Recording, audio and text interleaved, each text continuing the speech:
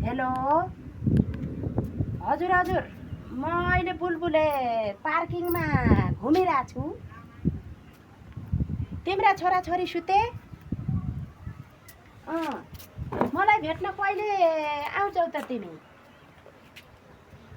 ए ल ल ल मलाई 300 रुपियाँ रिचार्ज हालिदेऊ त, मैले प्याक तान्न पर्ला।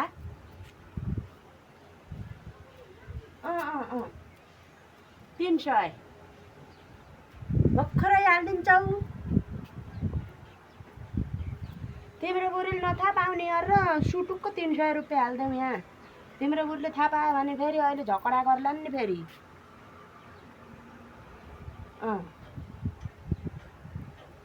मेरो बुढोले अस्ति पठाए विदेशबाट पैसा 62,000 पठाए। 62,000 पठाए।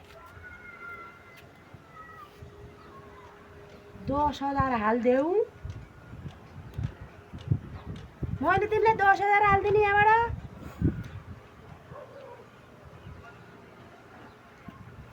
कस्तो जाँठो रहेछ यार, झन् 300 रुपियाँ यहाँ मेरो मोबाइलमा हालिदिए त भनेर यहाँ लुकी फोन अडेर त झन् उल्टो मैले 10,000 दिने अरे।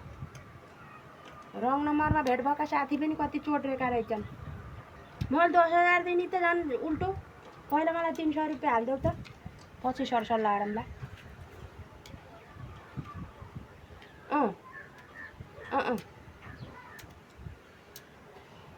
10,000 हालिदेऊ, म तिमीलाई भेट्न आउँछु गरे।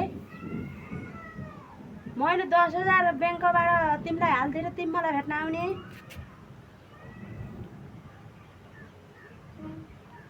कस्तो जाँठो भइछ यो मान्छे, रङ नम्बरमा भेट भएको त ठुक्क 10,000 माग्ने मसित। पठाइदिउँला र खालास, यत्रो नि पठाइदिन्न। 13 नम्बर अब ब्ल्याक लिस्टमा राख्छु। उल्टो मेरो पहिले विदेश आएर पठाएको पैसा त 10,000 हालिदेऊ त मलाई भन्ने। कस्तो खाते रहेछ। लौ जा अब ब्लकमा। तेरो बड्डा आछ नै? बड्डा आए? ओहो, कता आयो कि कता? उयो त तलतिर भर्याङमा। स्विच अफ भर्याङमा आइसके? स्विच अफ पर्छु है म। पर्खे। ओ लौ जा स्विच अफ। कहाँ फोनमा बोलेको होइन, टिकटक बनाउनु लाहाम फोनमा। कोसित बोल्ने हो फोनमा? यी बड्डा पनि फेरि त्यसै शङ्का गर्दा कोसित बोल्ने हो फोन आयो बुढेसकालमा। यी टिकटक बनाएको नपत्या हेर ल म कोसित बोल्दा हाम्रो नि फोन आयो। टिकटक बनाएको हो क्या बोले चाहिँ गरेर। कस्ता झल्ला बड्डा खाने नि।